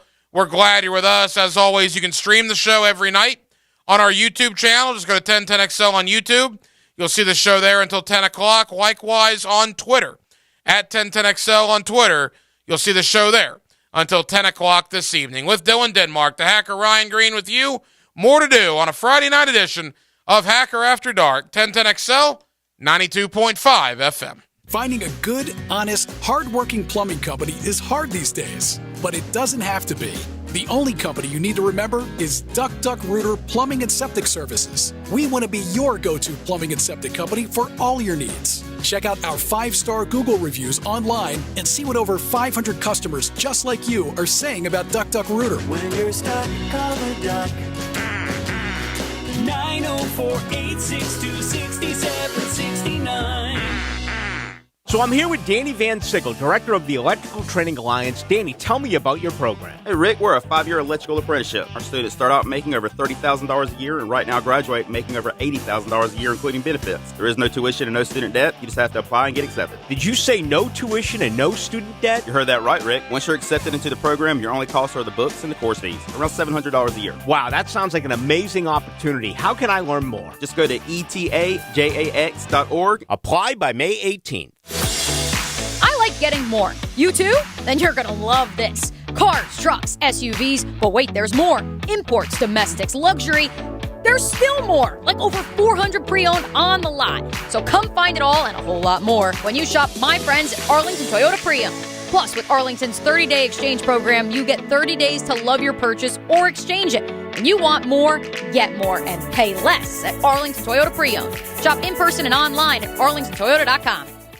Hey, it's Angela and Brian Wall. How many companies do you know in this day and age that actually want their potential customers to call their competition and get quotes from them? That's what Window World wants you to do. Window World knows there are other window companies out there, but we also know those other guys. When compared to Window World, they can't offer you the quality at the price that Window World can. And with Window World, you get the absolute best guarantee there is in the window replacement business. If anything goes wrong with your new Window World windows, 5 years from now, 10, 15, 50, Window World and I will be there to fix it for you. You get peace of mind with Window World, and to top it off, Window World windows increase the value of your home. So look what you get with Window World. Quality windows, low price, the best guarantee in the business, energy savings, and an increase in the value of your home. A win-win for you. Call Window World today and get your free in-home estimate or see them online at windowworldneflorida.com. Window World, simply the best for less. Thank you for your business. Window World also offers energy-efficient doors and siding. The IRS has just received $80 billion in funding to hire 86,000 IRS agents. If you owe the IRS, now is the time to take action before the IRS comes after you or your business. There's no time to waste. Call J. David Tax Law for a no-cost consultation at 904-507-4777. That's 904-507-4777. Or visit jdavidtaxlaw.com. Peace of mind is only a click or phone call away. WJXL AM, WJXL FM, Jacksonville Beach, 1010XL. 10XL. Hey folks, Hicken here for Zero Resin. Right now is the hottest price of the year. Listen, we all know we have a pretty notable football game in February. And what do they make us call that thing? The big game. So if you're having people over for the big game, you're going to want to get your carpets cleaned, maybe before the game, maybe after the game. Right now, you'll get 3 rooms for $147. 4th room is free. 4th room on me. Hottest price of the year. Just mention me. Dan. Zero Res, man. Spell it forwards or backwards. It's the right way to clean. Zero Res. Instant Keys specializes in replacement of lost, stolen, or broken keys and remotes. Serving the First Coast for over 20 years, Instant Keys provides expert service for nearly every foreign and domestic vehicle, including most luxury models. So don't be intimidated by today's high-tech automotive keys. At Instant Keys, you get dealership-level service at a fraction of the time and cost without the dealership hassle. For honest, professional locksmith service, call Instant Keys today, 722-1111. This is Hayes Carlion for Kingfish Pest Control, a local family-owned business that specializes in pest, termites, mosquito, and rodent prevention. I tell you what, when I got my new home, I had to put on my reporter's hat, find out who really is the best, and it turns out there's no competition. Kingfish provides exceptional service and treats me like a valued customer, not just an account. That's why I wholeheartedly recommend Kingfish Pest Control, proud partner of the Jacksonville Jaguars. Danny Thompson here for Tyson Sound and Security. Widespread adoption of home automation technology has made connectivity an affordable, expected standard in new home construction. But whether your home is new or not, you can have the same smart technology. Save energy by turning lights out remotely. How about the convenience of a home theater with one button or walking in your door with automatic lights? Use Tyson Sound and Security. Visit TysonSoundandSecurity.com. Tyson Sound and Security, security and automation experts. This 1010XL 92.5 FM hour is powered by Anajar and Levine Accident Attorneys. Call 1-800-747-FREE. That's 1-800-747-3733. Hacker After Dark on 1010XL. Denmark, did you say $100 if I know this song? Yup. Does that mean I have to give you $100 if I don't know the song? No. Good. No idea, huh? No idea. This didn't make the iPod shuffle. Man, that's Gucci Mane, East Atlanta Santa. Song's called Lemonade. You should bump to it on the way home. What is this guy's name? Gucci Mane. Okay. No. M-A-N-E, Mane. Gucci Mane. Yep. No, I'm not familiar with his work. All right. I enjoy the song, though, immensely, actually. Got a little good beat to it. Yeah, it's not bad. It's not exactly Travis Tritt or Tracy Lawrence or Brooks and Dunn, but it's not terrible. Yeah, or AC/DC, no. It's a little different. You got big plans for your 25th birthday tonight? Going home, sleep, and your boy's got 4 flag football games tomorrow, so that'll be a negative. Your 25th birthday tonight on a Friday night, and you're going to go home and go to sleep. Yep. I like that. I'm not one of those people that's like gotta celebrate it on the day. Like, I can celebrate on the weekend, next weekend, you know? That's fair. That's fair. I don't fault you for that. Quickly, before we get to Michael Giannetti of Spot Track, and Jaguar fans, I think you're going to find that conversation very interesting. I'll tell you something I find interesting is society in today's day and age. Tom Brady announced his retirement earlier this week on a beach in Tampa, Florida. And I'll give somebody credit because it's a heck of an idea. They found the location where Tom Brady was sitting down to make his retirement video. They brought, I would assume, a box or some sort of contraption to put that sand in. It's a making jar. A making jar, and they filled it with the sand that Tom Brady was sitting on. And it's going on eBay, and it's getting bids as we currently speak. Denmark, that's incredible to me. Yeah, it's $99,900. That's almost the same as, $100,000. 124 bids have been on it. So what the guy did was took pictures, screenshots of Tom Brady. He took a selfie with like these buildings in the background with grass behind him, and then he took the exact same picture from where he's at, from where Tom Brady was pretty much. So this guy's going to be rich. So the guy found where Tom Brady's butt cheeks were. Indeed. On this beach in Tampa. Got that sand, put it into a jar. It's going on eBay, and it's getting bid for over $100,000. Yep. And you still, if you're interested, 8 days and 17 hours. The last day to bid would be February 12th. That's like what they did at Disney a couple weeks ago. The last Splash Mountain ride, people were getting the water out of Splash Mountain, and that was going up on eBay, and that was going for big money as well. Yeah. Hey, look, if people want to bid on that sort of stuff, that's their deal. That guy who did that in the beach in Tampa, smart. Yeah, it's also $5 for shipping. Can't forget that. There you go. All right, speaking of money, we're going to talk money. We're going to talk a lot of money. The Jaguar offseason outlook. Michael Giannetti of Spot Track. There's not many that are better. There might not be any that are better in his work. With the salary cap, he does an outstanding job. He is the co-founder of that website. Let's kind of lay out the Jaguar offseason for you, financially speaking. That's next. Hacker After Dark on a Friday here on 1010XL and 92.5 FM. Your home for Florida Gators basketball is 1010XL. The Gators crawl through the bluegrass to attack the Wildcats. Florida, Kentucky, Saturday night at 8 on 1010 AM. Chris, this needs to go to Parkville by 3. Joy to the holiday packages that keep coming at Jimenez Couriers. It's coming your way, but the drop-off location is changing. She needs delivery drivers with the gift of punctuality. Anyone looking to pick up some overtime? Anyone? Indeed can help her hire great people fast. I need Indeed. Indeed, you do. We instantly connect you with quality candidates whose resumes on Indeed match your job description. Visit Indeed.com/credit and get $75 towards your first sponsored job. Terms and conditions apply. Here's your 1010XL First Coast Community Calendar. The virtual career fair for veterans is Tuesday from 11 to 3. Registration is free at recruitmilitary.com. The 5-star Veteran Center of Jacksonville is the place homeless veterans can go to recover, recharge, retrain, and reconnect. Learn more at 5starveterancenter.org. City Rescue Mission has been providing food, clothing, and love for over 70 years to the homeless in Jacksonville. If someone you know is struggling, learn more about the City Rescue Mission at crmjax.org. There's a critical need for all blood types. Please consider donating at a local blood donation center. The Wounded Warrior Project provides what medicine and technology can't: community, counseling, and a second chance. Find ways to help at woundedwarriorproject.org. If you're involved in a community event and you'd like us to help spread the word, find out how at 1010XL.com.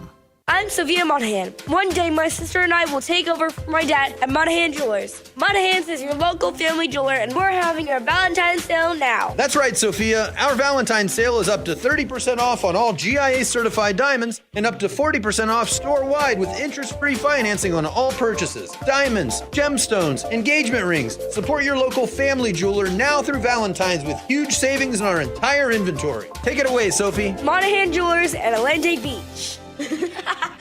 This is Keith Catlin for Catlin Truck Accessories, and we are so blessed to be in business for over 100 years. Over 100 years of the best product and customer service means you can count on Catlin. From Roll and Lock bed covers to Lear toppers to cam locker toolboxes, Catlin Truck Accessories has you covered when it comes to your truck or van.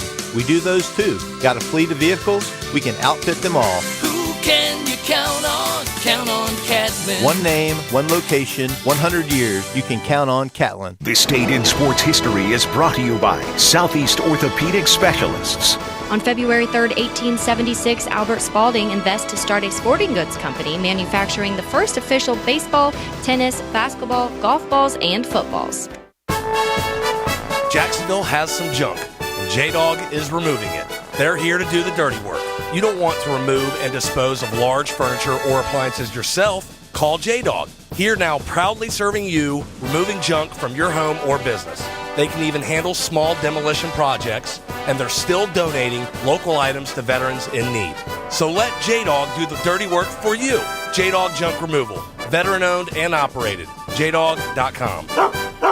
Coming through in the clutch. David Garrard for Clearwater Seamless Gutters. You all know Clearwater installed my sprinklers, but recently John Haney's Clearwater Gutter Division installed beautiful 6-inch seamless gutters for my home in Jacks Beach, and they work great. Dave, that's awesome to hear. Now jump in. We're fixing to sing. Clearwater Irrigation. We can't sing a lick, but we sure are good at sprinklers. And drainage, too. The Jacksonville Icemen are home this Friday and Saturday for a pair of key divisional matchups. The family fun begins Friday at 7 p.m. when the Icemen face off against the Florida Everblades. Friday is Marvel's Loki Night. The team will wear Loki-themed jerseys to be auctioned live after the game. Then Saturday, the Icemen battle the Greenville Swamp Rabbits for Cancer Awareness Night. Tickets start as low as $15 at Ticketmaster or JacksIcemen.com. Icemen Hockey is #Lights Out. Hey folks, Hicken here for Zero Resin. Right now is the hottest price of the year.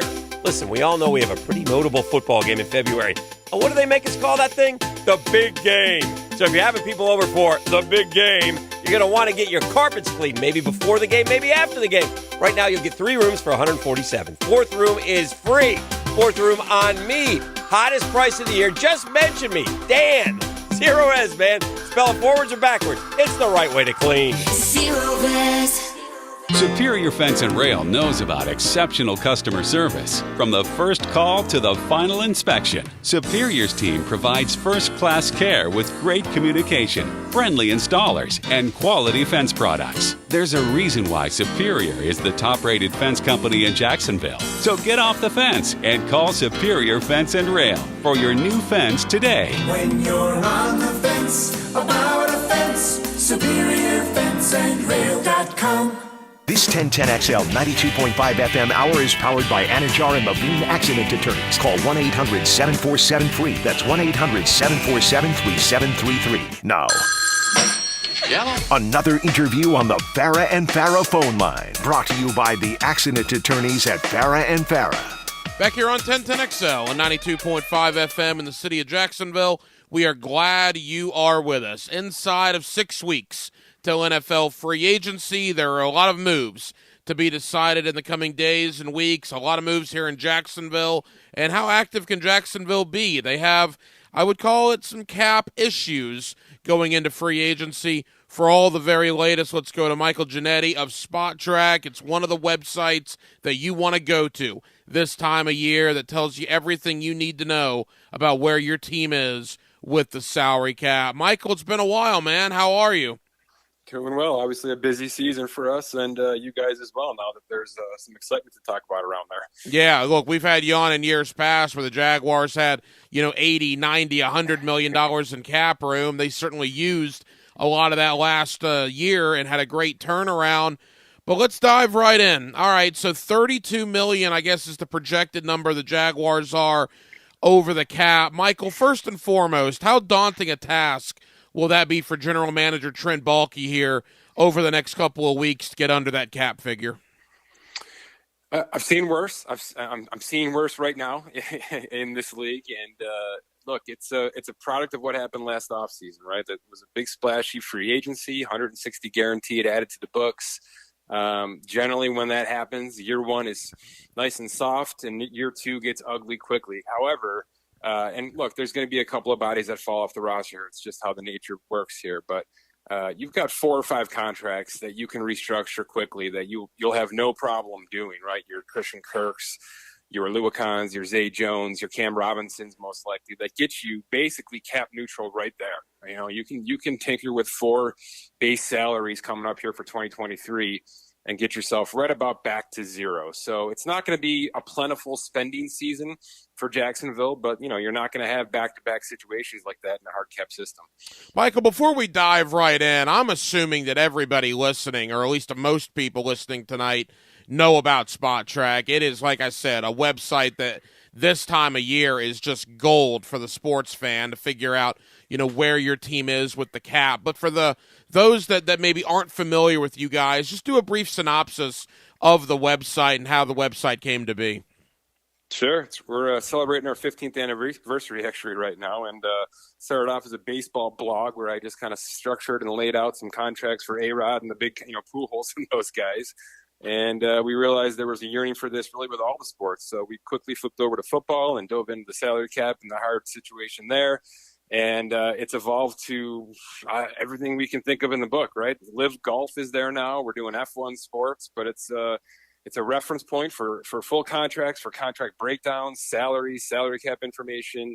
And then now we're diving more and more into the projection side of it and analyzing these players and kind of predicting where they might be financially over the next couple of seasons as well. So it's a big old system that we actually absolutely love, and it's a labor of love at that.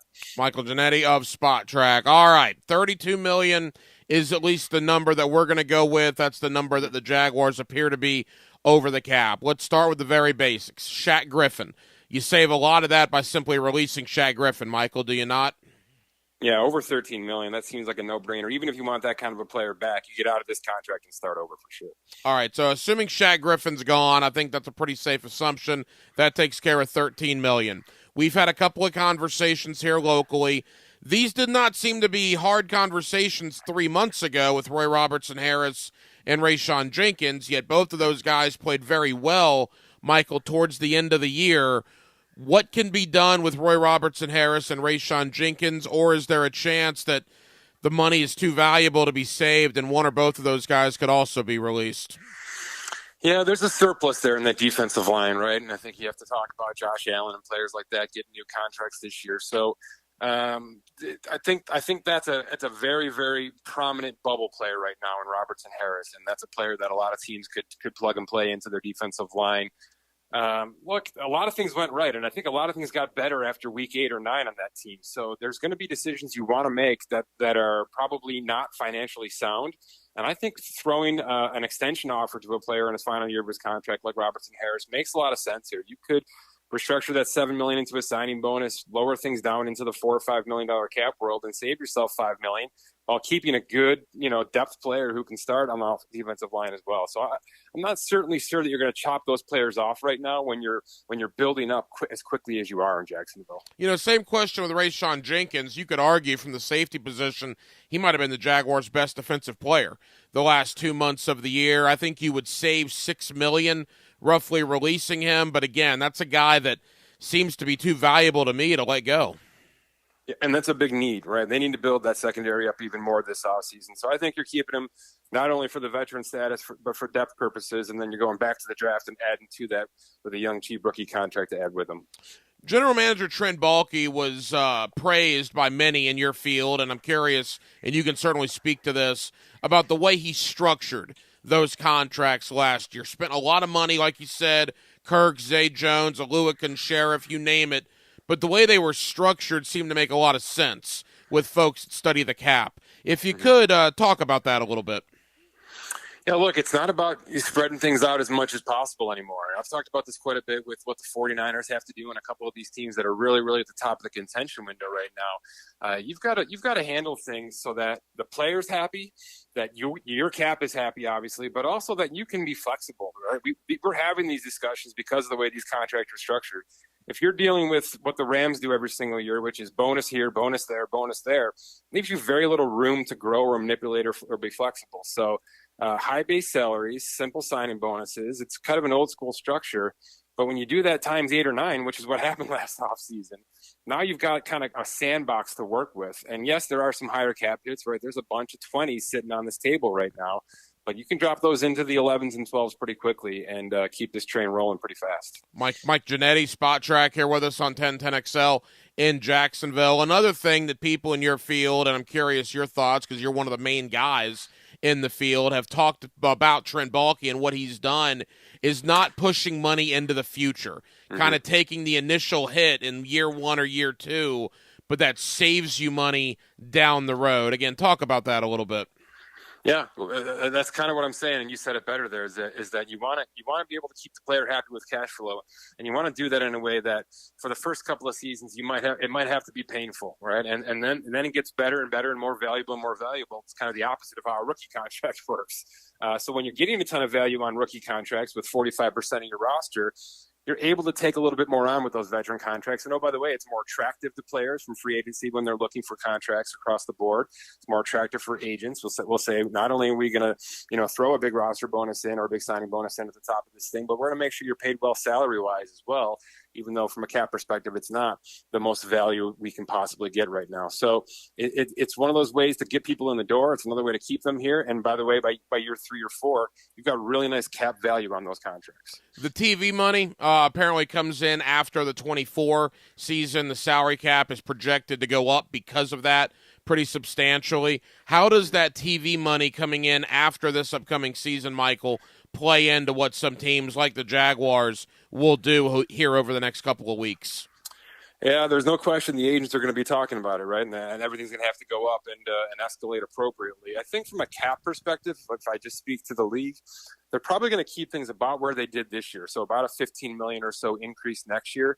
And the only reason I'm saying that is while the TV money is going to be crazy and the revenue streams and the ratings and everything are really bouncing off the walls here, they're still paying back a lot of these COVID payments that they had to take out and the loans they took out over the past 2-3 seasons. So there's some payback to the Players Association and other entities that have to get done.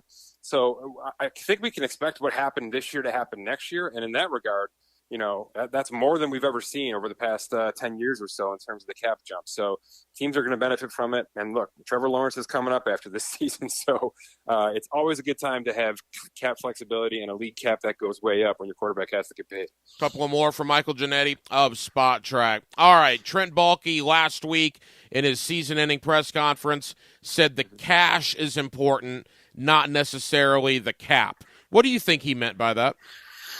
It's an underrated point. It's not enough people use the cash trackers on our website because the cap is such a talking point. It's something that is so flexible and movable that it's it's at least a daily discussion. But look, this is real cash that gets paid out that these owners have to deal with on an annual basis. And for a lot of teams, they're not spending enough cash, quite frankly. For instance, the Dallas Cowboys were the least cash salary team last year in football.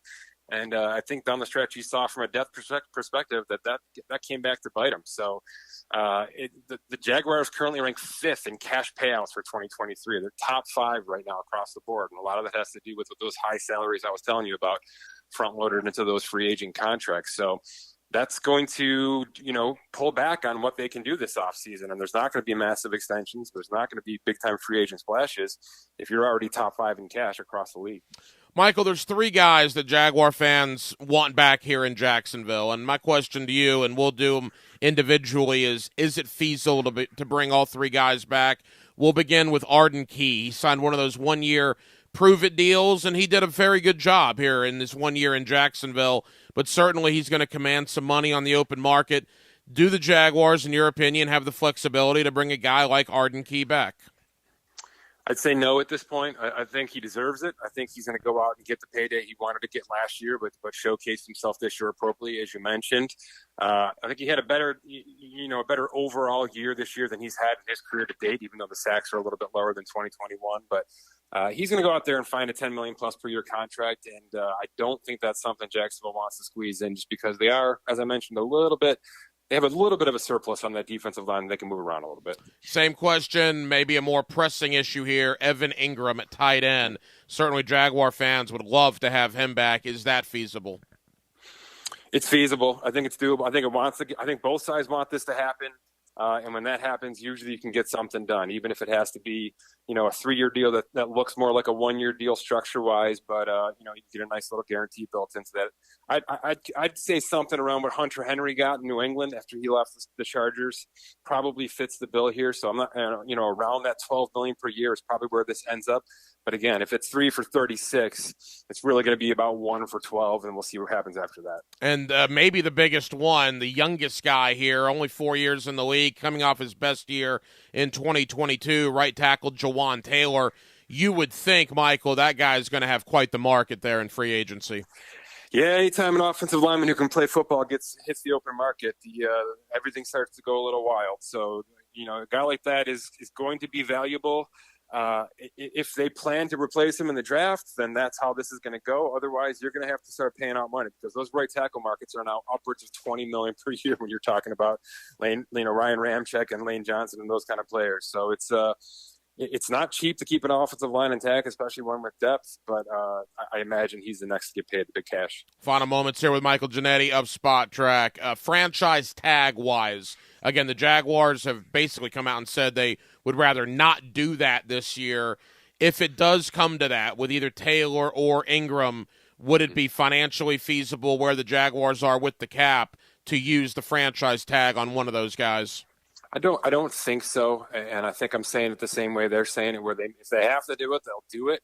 But I don't think when you're talking about with a tight end of about $11.5 million or so, an offensive lineman over $18 million on that cap.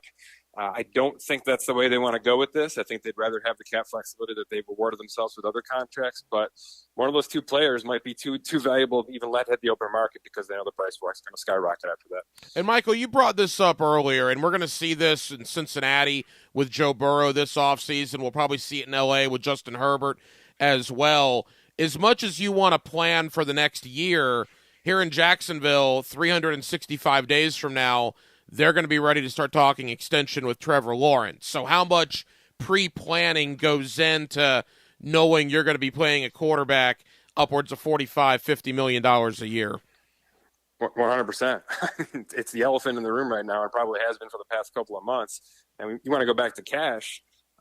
Yes, it's the average per year, the $50 million per year that a lot of people are going to focus on. But how about where the guarantees are going, right? I mean, we're going to see somebody here get over $200 million guaranteed, maybe fully guaranteed at signing, and that's cash that has to go immediately into an escrow the second that fully guaranteed at signing hits. So the cash portion of the first 4 years of quarterback contracts is getting really, really wild, and that's putting a dent in ownership right out of the gate.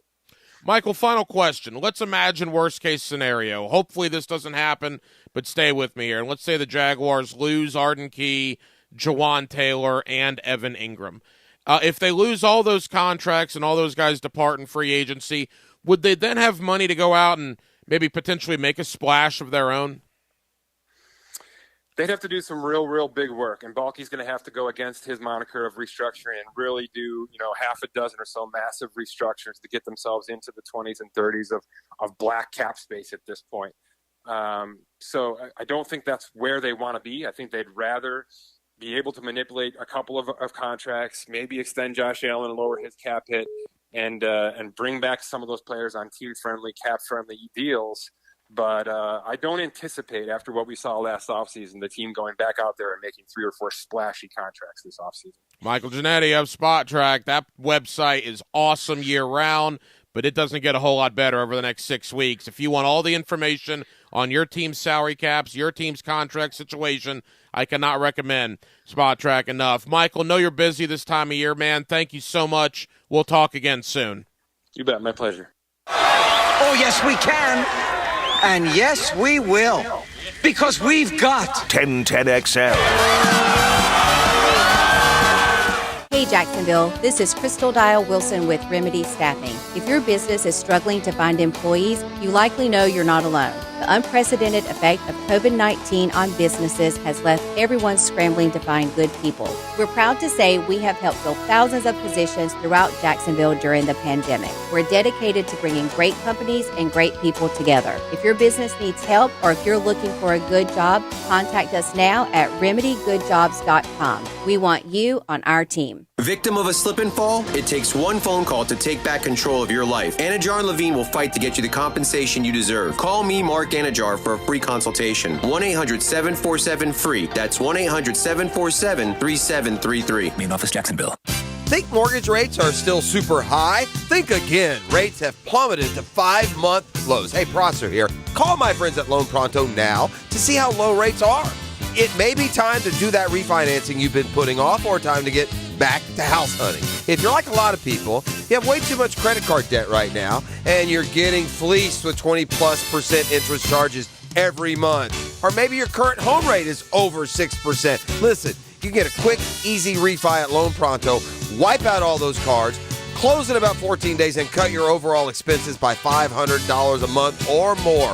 Right now, Loan Pronto is doing refis with APRs in the 4s. Call now to take advantage of this big rate drop. Get those credit cards to zero, start that home improvement project, or get out of that 7% loan you were forced into last year. Call Loan Pronto, 904-999-1508. That's 904-999-1508. Or go to loanpronto.com. Equal housing lender, NMLS 1661781, subject to lender approval. Hello, all you Jacksonville sports fans. Don here from Taco Lou. If you're in the mood for some great tacos, cold Dos Equis, maybe even a sip of some fine tequila, then the Lou is calling your name. Come out to Jack's Beach and experience what many have dubbed the #1 taco in the 904. There are plenty of great taco joints in town, and we're proud to have been around for this long, and we have only you, the fine people of Jacksonville, to thank for helping us grow and become who we are today. Cheers to you, Jacksonville, and thank you from the Lou crew. Taco Lou in Jacksonville Beach. Gear up for the big game with 1010XL. For the championship. The players, the personalities, the stories. I want everything you got. Big game coverage on 1010XL is brought to you by Butler Toyota Jacksonville and Window World of Northeast Florida. Now is the perfect time to make sure your home is protected from storms by scheduling a complimentary roof inspection with Universal Roof and Contracting. Experience the universal difference today. Protect your biggest investment, your home. Get $250 off roof repairs and $500 off a roof replacement. This offer expires February 28th and restrictions apply. Universal Roof and Contracting, proud partner of the Jacksonville Jaguars. License number CCC 1330747, CBC 1258484. If you're still wondering why you should buy from Arlington Toyota, maybe this will help. How about peace of mind? When you buy any new Toyota from Arlington, their lifetime warranty goes with you. That's unlimited time and miles. Plus, there's Arlington's 30-day exchange program. That's 30 days to love your purchase or exchange it. And Arlington goes the extra mile by extending your Toyota Care coverage to 3 years or 36,000 miles. Now you know why you should buy from Arlington. Shop in person, 10939 Atlantic Boulevard, and online at arlingtontoyota.com. Instant Keys specializes in replacement of lost, stolen, or broken keys and remotes. Serving the First Coast for over 20 years, Instant Keys provides expert service for nearly every foreign and domestic vehicle, including most luxury models. So don't be intimidated by today's high-tech automotive keys. At Instant Keys, you get dealership-level service at a fraction of the time and cost without the dealership hassle. For honest, professional locksmith service, call Instant Keys today, 722-1111. Everybody's talking about regenerative medicine now because people have joint pain and are getting real lasting relief without drugs or surgery. Leon Searcy here. QC Kinetics is the nation's leader in exciting treatments. They use highly concentrated healing agents from your own body to restore and repair damaged tissues. If you're ongoing joint pain from arthritis or injury, you need to call QC Kinetics. Don't assume that steroids and surgery are your only option. Times have changed, and regenerative medicine can get you moving again with no downtime. Stop taking the pain meds and discover the remarkable alternative that pro athletes have been using for years. Thanks to QC Kinetics, this amazing treatment option is now available to folks like you and me who are sick and tired of joint pain. Don't put these off any longer. Spring is coming and you want to enjoy all life has to offer. Call QC Kinetics now, 904-274-5522. Get a free consultation with local medical professionals. QC Kinetics, 904-274-5522, with locations in Mandarin and Ponte Vedra. Royal Pest Services, a local company you can trust. Royal Pest is a certified installer of tap insulation, which stands for thermal, acoustic, and pest control. Reduce that electric bill by adding pest protection. It's that easy. Online at royalpestservices.com. This 1010XL 92.5 FM hour is powered by Anajar and Levine Accident Attorneys. Call 1-800-747-FREE. That's 1-800-747-3733. Back here on 1010XL and 92.5 FM in the city of Jacksonville, we are glad you are with us. The Super Bowl, still over a week away, but there is certainly a ton going on in the National Football League. Some brand new head coaches, some brand new interesting offensive coordinator hires. And with that, let's go out to Los Angeles, California. Fernando Ramirez, he's our guy when it comes to the LA Chargers, and they made an interesting hire with former Cowboy offensive coordinator Kellen Moore. Fernando, how we doing, man? Hey, I'm good. Thank you so much for having me on again. And obviously it's been it hasn't been that long since we talked. We talked a couple of weeks ago, but definitely excited to be back. You know, before we get into Kellen Moore, you brought up a good point. Obviously, the Jaguars and the Chargers, a legendary game from the Jacksonville point of view with that comeback. You and I haven't talked since that game obviously was played. Have the Chargers, the city, the fan base, it's been a couple of weeks now, have they recovered from what happened here in Jacksonville? Well, I mean, if Arian Foster has anything to say about it, it was scripted, so the script came out pretty well for the Jacksonville Jaguars. If we're gonna go that route, but you know what? I think there's still a lot of frustration from Charger fans. The thing is that everything's kind of snowball affecting. What do I mean by that? It's just that now they're looking at the cap space. Well, the Chargers are $19 million over the cap. Now there's talks about maybe they have to cut Keenan Allen. Well, now it's like, okay, so is our team gonna get worse? What's going on? And like it's like Charger fans don't They have to be in freak-out mode 24/7. So it still feels like there is frustration. There is embarrassment. Some fans wanted Brandon Staley fired and the team to trade for Sean Payton. They wanted Brandon Staley and Tom Telesco fired. They ended up not doing any of that. They kept him. They fired Joe Lombardi. They fired Shane Day, the quarterback's coach. And like you said, they brought in Kellen Moore, which was obviously it felt like that was the shortest unemployment a guy's ever been on, because he literally was probably free for less than, what do you want to put it, 12 hours? Like he really got snatched up quick. And he told us today, he told us on Wednesday, I got snatched up quick. We talked, and I talked to Brandon, and they literally didn't let me leave. So it was everything happened very quick for them. That's who I guess Brandon really wanted, and they snatched him up quickly, not letting him leave. So there's a lot of optimism with this offense now that Kellen Moore is here. That's what I've noticed from the fan base. There is optimism because they hired Kellen Moore. Fernando Ramirez of the Sporting Tribune. You mentioned Brandon Staley following that Jaguar game. Were you surprised that he wasn't let go? Was there a legitimate conversation about that out there? There was between the fans and I'm sure media members, but I'm sure in the Spanos family and in their inner circle there wasn't. Just because that's not really typically how the Spanos family do business. They're more of they're usually, and this is, I mean, I've learned throughout the years of being around not just the NFL, the Spanos family, and everything, is that usually teams like to give guys 3 years to really determine what kind of head coach, what kind of player, what kind of anything that a certain individual is going to be. And I feel like they wouldn't have cut him 2 years after 2 years. I think they're going to give him this year. They're going to see what they have, but I really do think that Tom Telesco and Brandon Staley,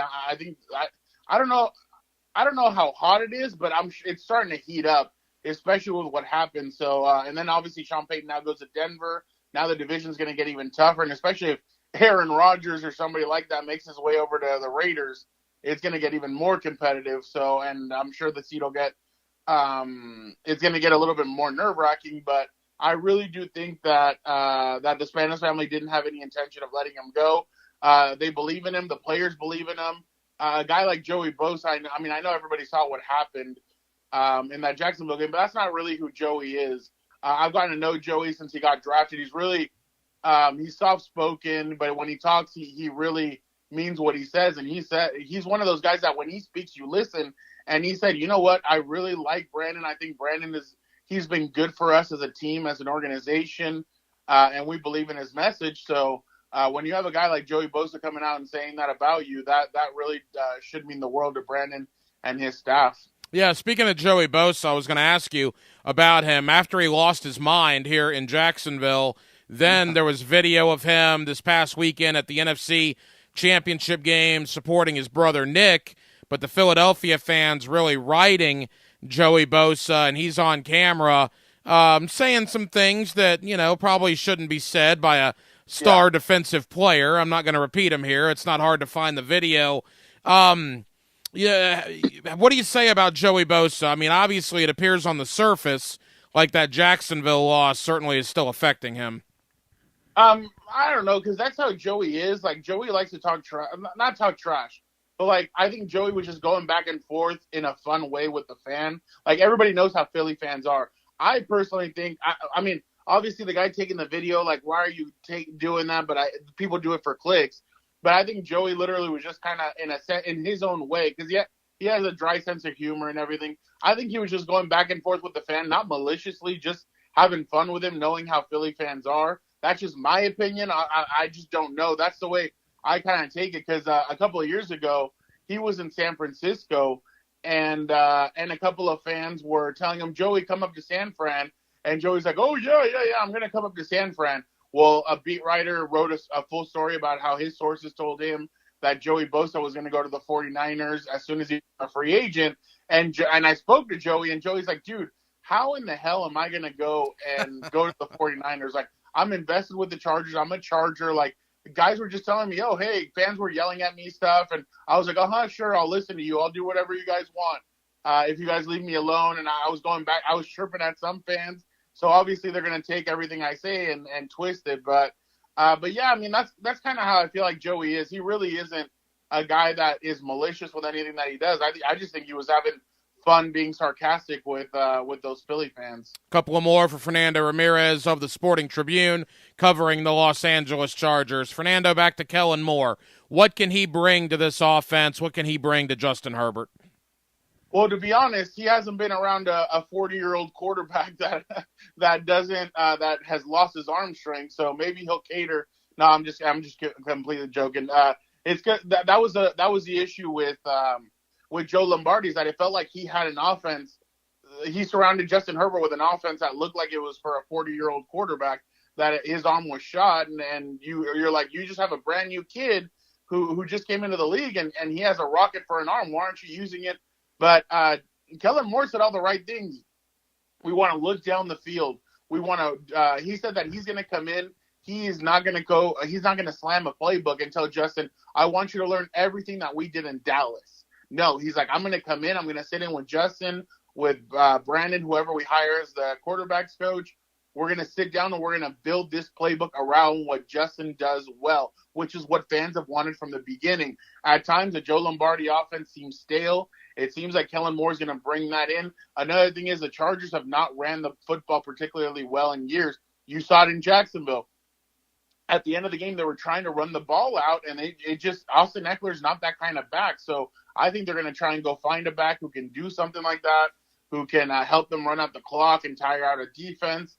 I really do think that a lot of changes are going to come on the offensive side of the foot.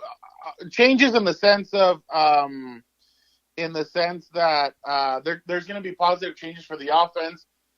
He has Mike Williams, he has Keenan Allen, he has Josh Palmer. He has a lot of good weapons to work on. Now it's about getting Justin more weapons. He talked about it. Speed is dangerous, especially for an offense that's built like this. So I'm sure they're going to try and add speed to this offense. And that's the key. They have to add speed, and I think they need to add a tight end too. A tight end that can really help bring this offense to that next level. You want a Travis Kelce or Rob Gronkowski. Now they're hard to find, but once you find them, they become a generational talent. And the Chargers have been good at doing two things: finding quarterbacks and finding tight ends. Kellen Winslow, Dan Fouts, Phillip Rivers, Antonio Gates. You have Justin Herbert. Now it's time to go find that tight end of the future. But Kellen Moore just seems like he really he's bringing a lot of positivity in, and he said it. He's like, I'm so excited to get to work with Justin, and really a change of scenery. He said is a good thing for him because he was in Dallas for 7 or 8 years as a player and as a coach. So I'm sure he kind of wanted to change the scenery. The only thing is, it sucked that he had to be the scapegoat for the Cowboys, but it seems like he's excited. And then this could catapult Kellen 1 year under Justin Herbert could catapult him into a head coaching job, especially because he was already a white hot candidate. Maybe working with Justin for 1 year can really catapult him into his next job. Yeah, I want to say Kellen Moore actually interviewed here in Jacksonville before the Jaguars hired Doug Peterson. He mentioned a tight end, Fernando. Last time I checked, Dalton Schultz is a free agent in Dallas. Maybe that could be a connecting of the dots. Schultz comes over with Kellen Moore to L.A. Just something to think about. Justin Herbert had, I guess, some surgery on a labrum, I believe, to repair this offseason. No issues there, right? He'll be ready for OTAs? No. Yeah, no, he'll be ready he uploaded a picture and he said, I'll be ready. The Chargers have told us that he'll be ready for spring. And I think the labrum happened, it might have happened in the Rams game because he was heavily taped. Not heavily taped, but he had that black tape for the Broncos game and the Jacksonville game, and I don't think he had that before. So I think it might have happened in the Rams game. But yeah, no, he's they said that he should be ready to go, and he'll be ready for off-season conditioning. Final moments here with Fernando Ramirez of the Sporting Tribune. You mentioned it earlier, the AFC West. You guys have added Kellen Moore in L.A. Sean Payton has come into the division there in Denver. What was the reaction in Los Angeles knowing that a lot of Charger fans wanted Sean Payton for themselves? He now goes to a division rival. Yeah, I think some Charger fans were a little frustrated with that move, especially because everybody knows what Sean Payton brings. Now the only thing is, can Sean Payton revive the career of Russell Wilson? Russell Wilson was seen as, before he came to Denver, he was seen as a potential Hall of Fame quarterback. Now I think he's lost the label of Hall of Fame quarterback. It's basically potentially a Hall of Fame quarterback. So it'll be interesting to see what the dynamic is. But I know now, obviously there is worrisome because now you have Andy Reid in the division. You have Sean Payton, two coaches that have won Super Bowls. And then obviously Josh McDaniels, no slouch. Like he's gonna coach hard and he's gonna he's not a pushover. So this division just got a lot tougher with Sean Payton in it. But it's going to be interesting to see because Denver has a lot of holes they need to fix. That offensive line is terrible. Their defensive line and their front seven needs a lot of work as well. They have a good secondary, but Denver needs work. The Chargers need work, and the only thing is that the Chargers don't have money, so they're gonna. I'm pretty sure they're going to be looking more towards the draft. And then Kansas City has money, and they also have draft picks. And they have one of the best coaches in the NFL. So this division is very tough, man. I really. And I see the Chargers schedule for next year, and I'm like, dang, I don't know if it's going to be a playoff team or not, but I mean, when you have Justin Herbert, I guess, like Kevin Garnett said, anything is possible. Yeah, we feel your pain with the schedule. Jacksonville plays Cincinnati, San Francisco, Buffalo, and Kansas City next year, all outside of the division. So we certainly understand that. Fernando, leave us with this. 90 seconds left. You mentioned Kansas City. We felt their wrath in the playoffs. You guys have to play them twice a year. Mahomes just continues to do his thing. Andy Reid continues to do his thing.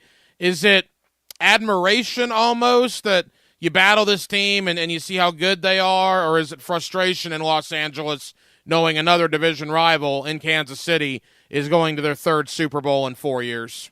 Well, I think it's frustration because if you really look at it, the Denver Broncos, the last time the Chargers won this division was in 2009. The Broncos dominated this division, won a Super Bowl. Then the Chiefs have dominated this division, have won a Super Bowl. And the Chargers have played Kansas City tough every single year since Patrick Mahomes has been in. And they just couldn't get over the hump this year. They couldn't beat them. So I'm sure there is a lot of frustration with Charger fans. I'm sure California will be an Eagles, LA will be LA Charger fans will be going for the Eagles next Sunday. But yeah, no, there's frustration, there's hope, but there is a lot of frustration because the Chargers keep on falling on that same sword of blowing leads or not being able to run the football, not being able to stop the run. So I'm sure that those two are going to be big focuses this offseason. Fernando Ramirez of the Sporting Tribune. He's our guy when it comes to the Los Angeles Chargers. Fernando, always appreciate the time. Thank you very much. As developments warrant, man, we'll talk more this offseason. Always appreciate you, pal. Perfect. Thank you so much. And to everybody in Jacksonville, I hope you guys are having a good start to the year. And let's enjoy Super Bowl Sunday because it's the last game we're going to have for a while. But thank you. And, yeah, anytime you need me, I'm always available. Appreciate you, Ryan. And thank you to Fernando Ramirez of the Sporting Tribune for joining us tonight here on Hacker After Dark. You know, it's always interesting to get the perspective of a team that lost in the fashion that they did to the Jaguars. And then obviously a lot of change, right? In the last 3 weeks since that game, they've had a lot of coaching staff turnover, including the hiring of former Dallas Cowboy offensive coordinator Kellen Moore. Justin Herbert had labrum surgery, although they said he should be good to go by OTAs. So certainly appreciate Fernando's perspective on all of that tonight here on Hacker After Dark. Well, that'll just about wrap it up for what has been a very busy Friday night edition. Thank you guys for hanging out with us. As always, we got a lot of people to thank. Again, Fernando Ramirez of the Sporting Tribune. My man Graham Hall of 247sports.com covering the Florida Gators over there in Gainesville as the last national signing day, if you will, the February signing day, now in the books, and all eyes begin turning towards spring football, which is about 5 or 6 weeks away for Billy Napier and Florida. Thank you to Jeff Kerr, CBSSports.com, covering the National Football League. Always enjoy talking ball with Jeff. We talk Super Bowl, head coaching hires, and he gave his final thoughts on the Jaguar 2022 campaign. And Michael Giannetti, the co-founder of Spot Track. We brought you that tonight as well. Salary cap, contracts. What can the Jaguars do to get under the cap? How active can they be in free agency? Can they re-sign all of their in-house guys, including the three big ones, Arden Key, Evan Ingram, and Jawan Taylor? If you missed that conversation with Michael Giannetti, the co-founder of Spot Track, you can head over to our website, 1010XL.com, and click on the on-demand section. Well, that'll do it for the week here on Hacker After Dark. Dylan Denmark was your producer tonight. Dylan, great job as always, and a happy birthday, brother. 25 years young today for Mr. Dylan Denmark. Hope you have a terrific birthday weekend. We will be back on Monday, and we will do it all over again beginning at 8 o'clock. So for all of us here on Hacker After Dark, have an absolutely terrific weekend, everybody, and we will talk to you on Monday here on 1010XL and 92.5 FM. Good night, Jacksonville. Don't miss the Players Championship March 7th through 12th at TPC Sawgrass. Invite your friends and family to enjoy the ultimate fan experience, complete with bites from your favorite local restaurants and front row access to the PGA Tour's best players. While on site, be sure to visit the expanded PGA Tour Fan Shop to stock up on this year's championship gear. Secure your spot at the iconic stadium course today. Tickets and parking passes are on sale now at theplayers.com. Black History Month on 1010XL is brought